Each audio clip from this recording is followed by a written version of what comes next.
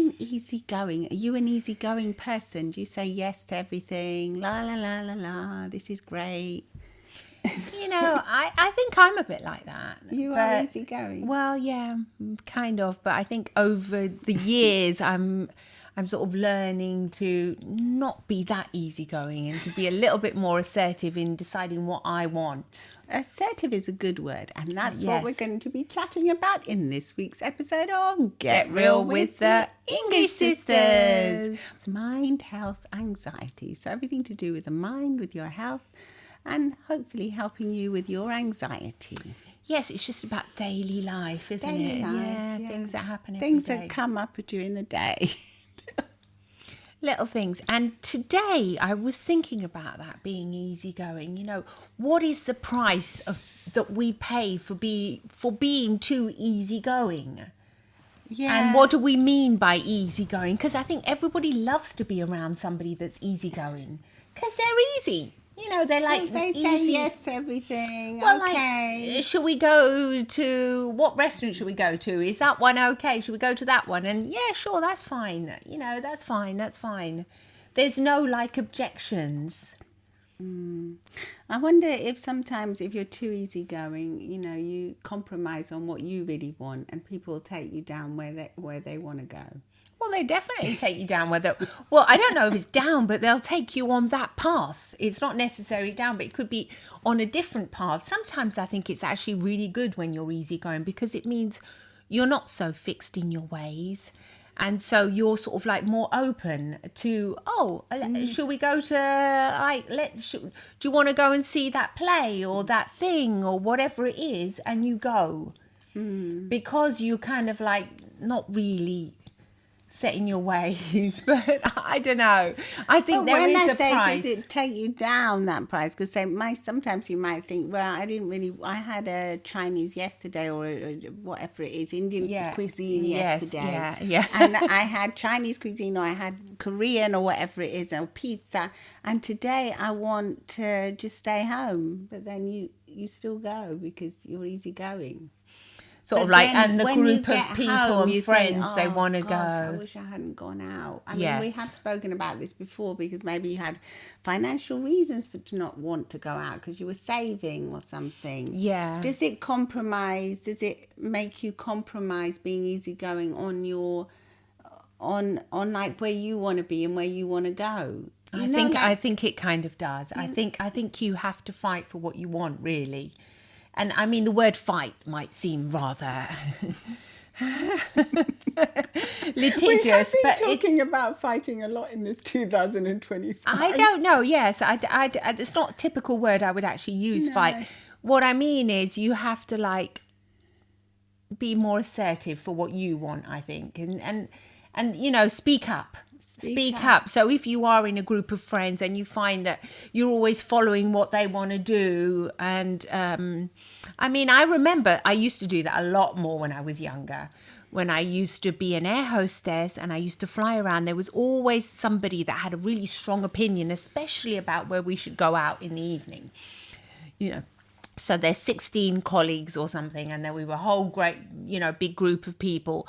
And everyone would always say, no, I want to go and have the steak and I want to go there. And I used to just think, oh, well, I don't really care where I want to go to. But I did end up a few times eating out and being really tired and thinking, why on earth am I doing this? And I think that's something that you learn over the years. It comes naturally. And now, for example, I wouldn't do that anymore. I would definitely no. Staying home. Well, already towards the end, when I stopped, when I was almost finished with my flying career, I just used to say no, thanks. I know what I want now. I won't go out because tomorrow I won't be able to work properly, or I won't be able to. I just don't want to eat that kind of food. I'm too tired, basically. Used to feel exhausted half the time. Yeah, and sometimes I think it can be like at work as well. You compromise on things that you might want to do. Also with your career, say if your boss or your manager's saying, come and do this, and then you're thinking, well, really, I wanted to do this other thing today. Definitely at work. At work, being easygoing is great for a boss who can literally boss you around. But then when they see you, that you have your opinions and you aren't that easygoing, I think there's more respect there in the end. You know, they do respect you People more. do seem to respect assertiveness, don't they? Yes. Even though they might, in the end, they might think, oh, you know, they're not that willing to do what I want. But in the end, they do respect it more, I think. They definitely respect it more. They know they're not going to, you know, I won't bother with that one there. Yeah. I'll go and ask that other person to do it because, you know, they have their agenda and I know they're not going to like it. So I think that in a way, if you do have, you know, if you respect what you want to do, you're going to I get... think if you respect your own opinions. Yeah. Sometimes you might really not be bothered and say, all right, I'm really not bothered. And that person over there seems to be really bothered about where we're going. And so... Yeah, but I think it's, if you sometimes don't know where you're going, you won't get there. No, but like, I mean, I'm just going back to the restaurant thing. The Sometimes I restaurant would... thing is it's just just nothing just really. an example in life how you can be led to go to places where you don't really want to end up in. Yeah, I guess so. You're right. Yeah. It's like a metaphor for other things, isn't it, in life?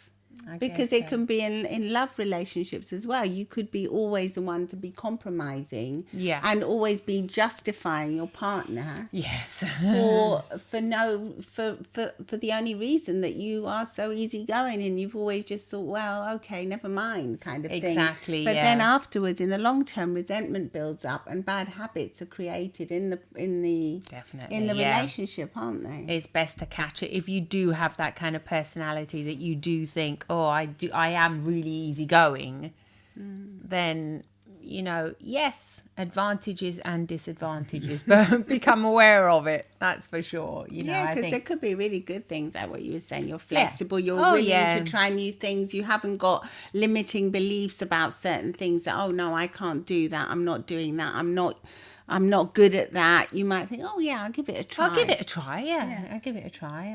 I'll But go. then there might be other things that And are you just, can discover things that are amazing. yeah, but then there'll be other things. Like, for instance, I know that in my whole life, I'm never going to go on a Ferris wheel. Oh, right. At the fair.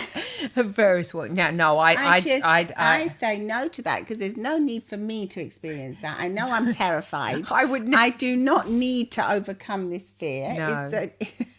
It's an unnatural thing to be on, and it's not necessary. No, Whereas if I agree. for instance, if we have done therapy for people with fear of flying for our clients, yes. there, if I had a fear of flying, I would go to therapy and get it Yes. sorted, because Yeah. there it's actually stopping me from doing what I need to do, which is get to a different country Yeah, quick. exactly. Yeah. Whereas being on a Ferris wheel is irrelevant. Yeah, going on those, you know, those game things. Oh God, no, I would never. I mean, I went on one once with Or my those kids when they were those like roller coasters are worse. 13 or something. I can't remember why. Oh, because we went to Disney World and, you know, it was a, come on, this is nothing. You can certainly do this. I mean, it wasn't even really, to tell you the truth. I don't even think it was supposed to be that scary. No. But for me, what a horrible experience it was. You just go on this train and you go around and things were coming out. Was it the House of Horrors? No, I would have never gone into one of those. It was supposed to be this space thing or something. Was it E.T. thing? No, that was okay actually. The E.T. thing, I think he came out of a little basket. You see him on this little wheel. Yeah, that would be cute. That was surely. okay. No, it was not the E.T. thing. It was something else. And I just remember thinking, God, why? Why didn't they just go with their dad? You know, why did they have to? But they really wanted you to go, didn't they? They did, but look, when I got off it, they said, Mum, really, You shouldn't have honestly, come. no, there was no point. I said, that's a horrible thing. I am never going to do anything You said like you that. weren't going back to the caves as well, didn't you? Oh my God, the caves. Don't talk to me about those caves. Yeah, le grotte. The caves. I got being easygoing again, still at 50. I didn't go to the almost caves. 8 I years said, old. no way. Yeah, I've been to see them once, and that's enough in my whole life. Yeah, I've still got to learn about this because I still. You are more easygoing, aren't honestly, you? but how was? Honestly, I mean, they said these are the They most don't warn you, beautiful do they? caves in the world. They're so beautiful. You go in, you know, and there are stalactites. Stalactites and stalagmites. Oh my God. For me, honestly, the moment I got in, I felt that cold air and I thought, okay, calm down. You know, this is fine. And at the time, that was before my eye operation, wasn't so it? you couldn't see properly. I think I needed glasses, but I couldn't see properly, so it was very. You had cataract. I had cataracts, and yeah. Anyway, that's. But even if you didn't, because I can't see that great since I had the retina. Yeah, I mean, we've been a bit unlucky with our eyes anyway. I mean, this is just stuff that happens to everybody. But yeah, I mean, cataracts. I mean, I didn't think I got them when you were really young. It was unusual. Yeah, I think it's due to that medication. Yeah. Anyway, whatever it was, I couldn't see that well, so I was scared. And then, oh my God, everyone else was so cool. They were just walking along. Come on, these weren't like caves that were big. It was a small cave, and you had to go down really steep, narrow corridors. And you're not even claustrophobic, are you? You're just scared you were going to fall. And it was closed, so I did feel like claustrophobic because I couldn't see. I remember grabbing hold of what I thought was my husband's in front of me of his coat, and it was this other guy's coat. And then I said, I'm so sorry. I'm not enjoying this. And he said, well, don't worry, because my wife's not enjoying it either. She's just behind you. I think we're only going to do the 30 minutes because there was an option like 30 or 40-minute tour. Otherwise, you could go ahead and go down even further. When I saw those tiny... I mean, they were slippery as well. It was like there was water. It's not safe, is it? They don't warn you if you have problems with your eyesight. Don't go down. Eyesight, or if you're to be fair, George, my husband, he said I did think it was going to be more like those really touristic. Like touristic. Yeah, there are big caves where they've got like all barriers, and you can hold on to things. But I went to those really big caves once, and I didn't enjoy it either. Yeah, because it's very tricky. It's very dark, and then they have little steps that you have to go down to, and like little bridges you have to go across. Bridges, yeah, with that are really flimsy. Yeah, and there was water like below, and I thought, gosh, everyone was taking pictures, and then I thought, God, your phone could fall, and honestly, yeah, I'm supposed to be an anxiety expert. Honestly, I thought. I kept my cool and everything, but I was just focusing on getting out. When we actually actually thought this is actually dangerous, and I mean, it's not for me. I thought it's not for people, and they don't warn you that you would need proper clothing on. You need like trekking shorts on. No, I think trekking shoes on. You and things like that. You need like trainers. They did say they wanted trainers. Actually, they did. Yeah, I think I did have trainers on. But it was just not, it wasn't just the trainers, it was the whole experience. But anyway, yes, that's to go back to the point. I would never, I said that's the last time I'm going into one of those caves. Yeah. Never again. It was because my son and his girlfriend loves the caves, and we were on this trip all together. Let's all go and enjoy this experience. But... A jolly holiday kind of thing. Yeah, obviously you feel like a bit of a freak and you say, no, I'll just wait outside. And I thought just waiting outside for a whole hour sort of thing in the end. Yeah. But yeah, and everyone came out all super happy. Wow. They took, I think, I don't know if they were actually allowed to take pictures, but I think some people, they did take pictures. Yeah, my son took loads of pictures. But everyone thought it was beautiful. Obviously it was beautiful, but not my kind of beautiful, that's for sure. Yeah. For me, it was a horrific experience. I will never do that again. No. I thought, no, I'd be dragged in there. My form of torture to be going back in there. I do not want to go underground, at all. No. Just leave me above. I thought, leave me. Don't put me down in there. I don't, Not for me. But I can. Do you think you could go like in the Channel Tunnel? The one that goes under the channel, under the water. You don't even realise you're doing that. Because you're like a tunnel. It's like if you're on the tube. Exactly. Yeah. You wouldn't have a problem with that. I don't think so. It's a bit weird, but I would do that. Well, I haven't even thought about that. But obviously you're like... From Paris to London. Well, what is it? Like a train? You go... Yeah, it's a train. You go underground. Under the water, though. But only because you have to think about it under the water. Because if you didn't know, you wouldn't know you were going underwater. They would just think it was a really long tunnel. When we go through the mountains, like when we went up north, you go through the mountains. In the car, you're driving. Yeah, you kind of. Yeah. that's different. Here I actually had to walk on my own 2 feet, sort of Yeah. walking and oh yeah, that was it as well, because I was actually touching these precious, Stalactites. stalactites. Don't say that one. No, because I was, Because you're going to fall over. because I was literally going to fall over, and they were like wet, and then the guy was, no, sorry. I go, oh my God. So where do you hold on to? That's why in the end I was holding no on. proper things to hold on, no guardrail. It's ridiculous, really. There's no safety involved. There was, no, you can't touch them. I thought, okay, you I can't think touch them. now I can't people, see. I mean, we went once as well. I remember going to see a castle. This was only 2 years ago. Yeah, I so know, don't but say I remember- nowadays. It's not like it was in the past history, like in 1930s. Same, but nowadays, sometimes they're like too fickle with these things. They don't have proper signs saying, please be careful. If you suffer from a phobia, do not go in. If you're Brava. claustrophobic, Yeah. do not go in. You would think it'd be obvious, wouldn't it? If you're really, because come on, if you're claustrophobic. It's not obvious, because when I went to see, I would never go. We went if to I see mean- a castle once, and I thought there should have been a warning here. Right, yeah. As me, as a hypnotherapist and Yes. someone that helps people Yes. deal with phobias, if you go to see a castle and you think, I'm just going to go and see a lovely castle, it's just normal, and then to get from one bit to the castle to the next, there's a really narrow corridor, really high up. Oh, with I'd be a scared of that as really well. low wall where you could easily fall over and go into a massive, You're kidding. yeah, like a cliff thing. So, and that was just for And tourists, I had normal. to, just to be a normal tourist to go around, and I had to go through this. And I'm not even that particularly scared of heights, because I don't like them much, but like I've been on ski lifts, and I'm fine. So it's not like I've got this real, but when I feel as if something's just unsafe, or like unsafe, because I was thinking, small children here, this is super unsafe for them. And they just thought it was normal. They just thought it was normal. Where and was this I said castle? at the In beginning, Edinburgh? no, in Italy. In Italy. Yeah. We're giving Around Italy. Siena somewhere. You be careful. There was no warning, and I was thinking, really, there should have been a warning here saying, please, if you're afraid of heights, please do not come, do not go on this tour. Yeah. It wasn't even a tour, you had to go by yourself. I mean, I do And remember, I had to hold on to my husband. I was terrified. Yeah, that's it.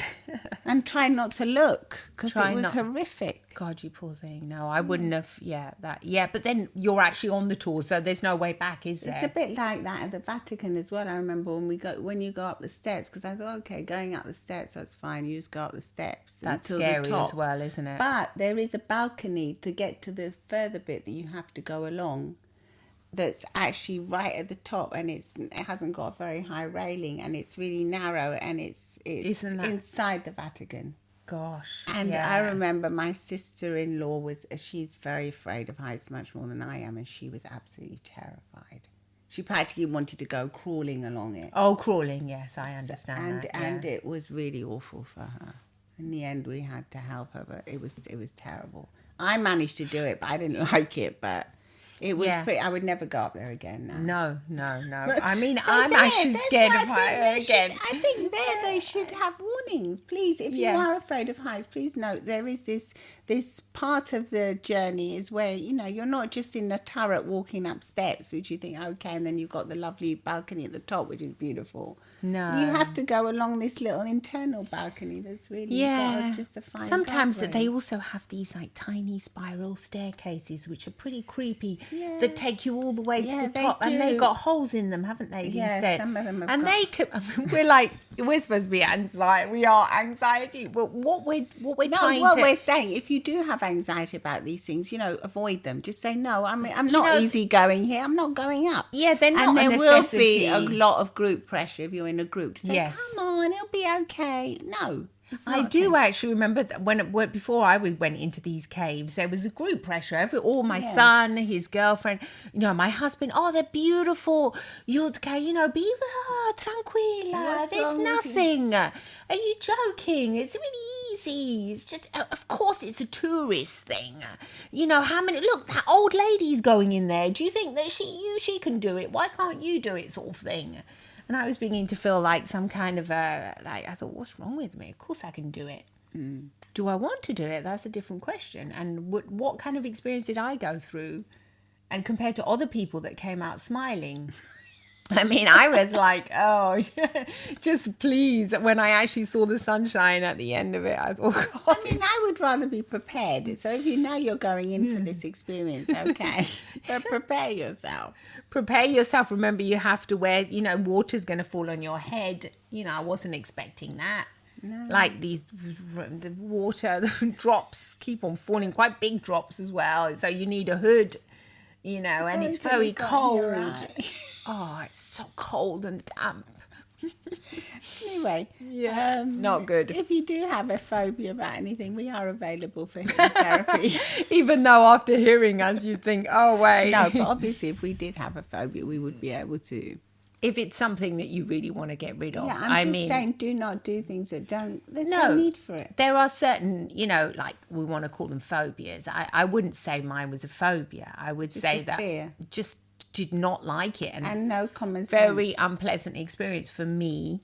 And so, not necessary. Not necessary at all. I could have been having a lovely cappuccino somewhere. I mean, what's the point? Why is my life, seconds and minutes of my life are precious? Why waste them doing something I do not, there are enough things that are unpleasant in this life that we have to do. We have to. Like sometimes you have to do things that you just don't want to do, but you got to do them for your health or for whatever reasons. So why do them when you don't have to? That's what I say. Yeah, that's what I say too. You come to this age and you think, yes, if there's a lesson to be learned, it's that. Well, I learned that lesson very young, actually, when I was like 21, when I saw my friend. And she was really not easygoing at all when we were stuck in Paris. Did teach and you she a was lot, very didn't she? assertive, and she got what she wanted. In the end, she managed to get us in. She got to what the she university. wanted a lot they of the sent time. us away, and she said, "No, I'm sorry, I'm not having it." That and was she ridiculous. just stood there and stared at them. Yeah. Whereas you would have just thought. I walked off, and she said, "What are you doing?" Because I hadn't seen her. I didn't even know she was there. No. Just happened to bump into her. Yeah, Michelle. Yeah. We've lost touch now, but she taught me so much. She didn't she? I remember you telling me. So assertive. She said, "Where are you going?" I said, "They say we're not enrolled here. We can't come." And she said, "What are you talking about? The Bristol University said we were enrolled." And she said, "No, I'm not having this." And she went back and then she just stared and she said, both of us. So there you go. So being easygoing like you were that was not good for you. No. And she certainly knew what she wanted. She thought super assertive and she said, "I'm not going to be easygoing. I'm not taking no for an answer." Exactly. And she got what she wanted. She got you both enrolled in the end. She did. There you go. And I remember that was like it was like a light bulb moment for me because I realised, oh my goodness, there are people out there that there's stick people up for that themselves. actually stand up to people and say, "No, I'm not having it." Yeah, that was a shock because we were taught like authority, nice. Quiet, be polite, step away and don't cause a fuss. That was definitely, and plus being immigrant children, we sort of felt like, don't be seen too much. Like you're not like, there's a kind of a vibe when you grow up in a family like that you kind of like, I don't know, because our mum was so loud. But she was loud, but at the same time, she didn't get the respect that another person. No. She was Spanish, and I could see it as a child. You kind of see how people would treat her. "Sorry, I can't understand you," and she would have to come on. She would, but maybe we compensated for that, seeing that she would like insist on things. Yes, we did the opposite. We would like, if we had no for an answer, we just say okay. We didn't want to make a fuss, not be seen, too seen or be heard too much. Sort of like she was this Michelle let her go. She's so assertive, and she really taught me to like not be easygoing in certain situations. To really, put your foot down and say, "No, I'm not having it." It is, this can affect so many areas of your life, really. From like, even like silly, well, not silly, but like if a doctor gives you like their cell phone, for example, like I would always think, "Oh God, I'm not going to disturb this this doctor. They're so busy. Why write to them if I've got something that I'm really worried about?" No, they give you their cell phone for a reason. Yeah. Like even my husband now, he's just been operated on his knee. His surgeon gave him his cell phone and he said, "Hey, Jojo, contact me, no worries." And there he was saying, "Oh, I don't want to bother him." I Nigga, for goodness sake, you've got the cell phone, write to him. Even if it's just, do you know what I mean? You know, these things you've got to, being easygoing is not always to your own advantage. You have to, stick up for what your rights and what you need and what you want. You have to stand up for yourself. Yeah, and let's do more of that in 2025. Definitely. And let us know what you think. Do you want to stand up for yourself more? Do you like being easygoing? Are you, really happy with that? Or do you notice that sometimes in life, maybe I really don't need to do Yeah, exactly. Send us a text message and come and see us on Instagram and say hi at Get Real with the English Sisters or the English Sisters. And also come and see the video on YouTube where we have the video version too. Say hi there too, or any way you like. Lots of love and smiles from the English Sisters. Bye.